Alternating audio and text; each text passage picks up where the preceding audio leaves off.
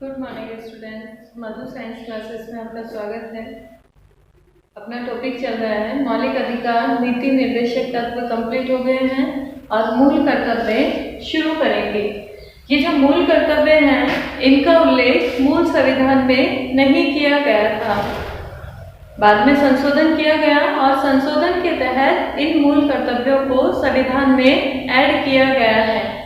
42वां संविधान संशोधन हुआ 1976 में।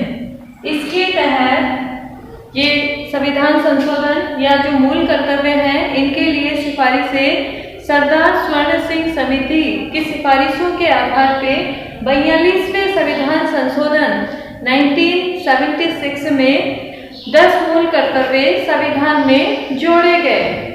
भाग 4 में यानी कहाँ जोड़े गए हैं? भाग 4 में नीति निर्देशक तत्वों का उल्लेख किया गया है, तो मूल कर्तव्यों को भाग 4 में जोड़ा गया और नीति निर्देशक तत्व है 36 से लेके अनुच्छेद 51 तक। तो 51 में 10 मूल कर्तव्य जोड़े गए। अब देखते हैं कौन कौन से हैं मूल कर्तव्य। ये जो मूल कर्तव्य हैं ये रूस के संविधान से लिए गए हैं। पहला है संविधान का पालन करें और उसके आदर्शों, संस्थाओं, राष्ट्रीय ध्वज, राष्ट्रीय गान का आदर करें। हमें संविधान का पालन करना है और हमारे जो राष्ट्रीय प्रतीक चिन्ह है इनका हमें आदर करना है। दूसरा है स्वतंत्रता के लिए जो राष्ट्रीय प्रेरित यानी देश के लिए जो राष्ट्रीय प्रेरित करने वाले उच्च आदर्श हैं उनको हृदय में संजोए रखे। फिर अगला है अपना भारत की प्रभुता, एकता, अखंडता को अक्षुण्ण रखे। भारत की एकता, प्रभुता, अखंडता को सुरक्षित रखे, इनको बनाए रखे, यानी इनका अक्षुण्ण मीन होता है रख रखाव करना। फिर अपना चौथा है देश की रक्षा करे, यानी भारत देश की रक्षा करनी है और आह्वान किए जाने पर राष्ट्र की सेवा के लिए हमें हमेशा तत्पर रहना है। अगर बुलाया जाए तो हम देश की सेवा के लिए जाए।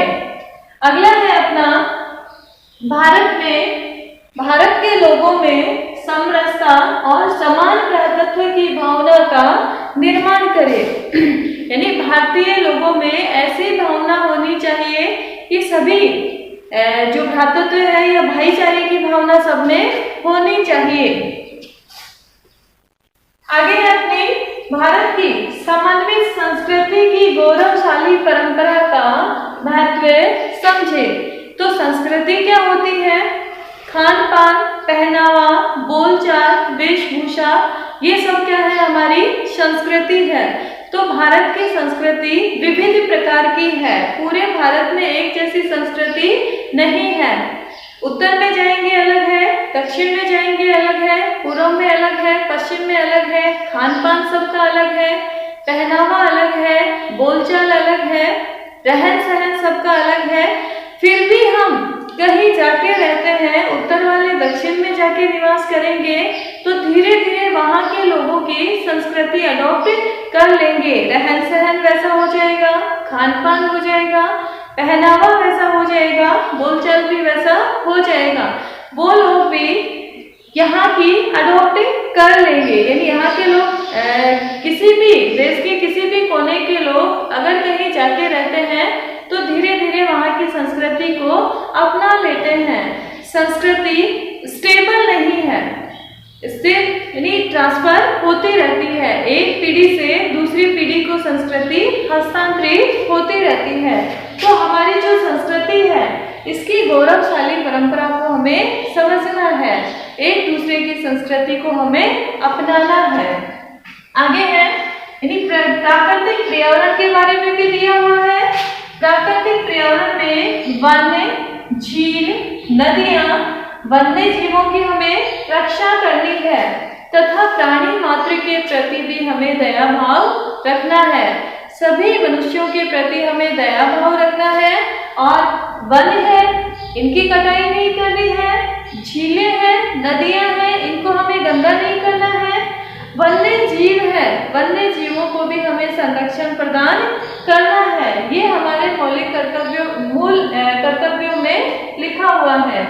आगे देखते हैं, वैज्ञानिक दृष्टिकोण, मानववाद और ज्ञानार्जन तथा सुधार की भावना का भी विकास करना चाहिए। हमें वैज्ञानिक दृष्टिकोण अपनाना चाहिए। फिर है, देश की जो सार्वजनिक संपत्ति है उसको सुरक्षित रखे और हिंसा से दूर रहे।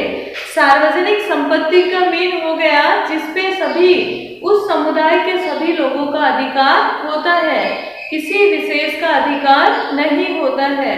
तो सार्वजनिक संपत्ति जो होती है, फॉर एग्जाम्पल जैसे मंदिर की भूमि है, चरागाह की भूमि है या कोई राष्ट्रीय धरोहर है, वो है, तो उसपे सबका अधिकार होता है, पर्टिकुलर किसी एक व्यक्ति का अधिकार नहीं होता है और हिंसा से दूर रहना है। गांधी जी ने कहा था कि अहिंसा के मार्ग पे चलना है हमें, हिंसा से दूर रहकर। आगे है, व्यक्तिगत व सामूहिक गतिविधियों के सभी क्षेत्रों में उत्कर्ष की ओर बढ़ने का प्रयास करना चाहिए। पर्सनल देखा जाए या कोई सामूहिक गतिविधियां हो, उनमें सभी में हमें सभी को पार्टिसिपेट करना चाहिए। ये 10 जो मूल कर्तव्य हैं, इनका उल्लेख 42वें संविधान संशोधन के द्वारा जब जोड़े गए थे तो उस समय 10 मूल कर्तव्य जोड़े गए थे। वर्तमान में 11 मूल कर्तव्य हैं, फिर से संशोधन हुआ और एक मूल कर्तव्य और जोड़ा गया है। तो संशोधन देखते हैं कौन सा हुआ। 86वें संविधान संशोधन जो 2002 में हुआ, इसके तहत 6 से 14 वर्ष के बालक बालिकाओं को निःशुल्क एवं अनिवार्य शिक्षा प्राप्त करने का अधिकार उनके अभिभावक प्रदान करें, उनको अवसर दिया जाए कि वो शिक्षा ग्रहण करें। ये जो 11वां मूल कर्तव्य है, इसको स्वतंत्रता का अधिकार दिया गया है। सेकंड नंबर जो अधिकार है उसमें अनुच्छेद 21 है, जीवन जीने की स्वतंत्रता। उसमें संशोधन करके 21A में जोड़ा गया है 6 से 14 वर्ष के बालक बालिकाओं के लिए निःशुल्क एवं अनिवार्य शिक्षा का प्रावधान किया जाए।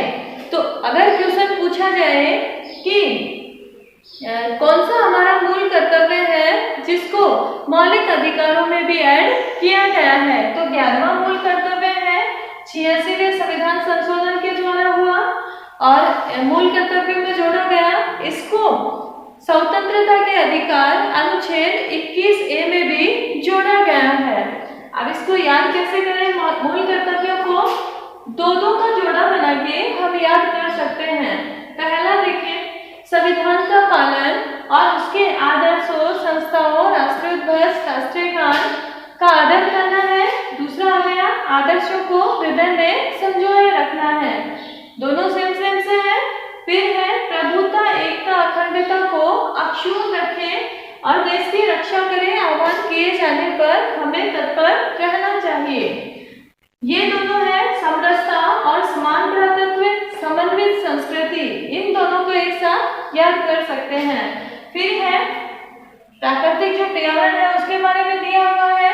वन्य झील, नदी, वन्य जीव, इन सब की हमें रक्षा करनी है। और 8वां जो मूल कर्तव्य है, ये सबसे अलग है, वैज्ञानिक दृष्टिकोण, मानववाद, ज्ञानार्जन की तथा सुधार की भावना का विकास करना है। तो इस तरह से हम दो के पेयर बना के इनको याद कर सकते हैं। तो अपना टॉपिक कंप्लीट हो गया है, मौलिक अधिकार, नीति निर्देशक तत्व और मूल कर्तव्य। अगली क्लास में नेक्स्ट टॉपिक करेंगे।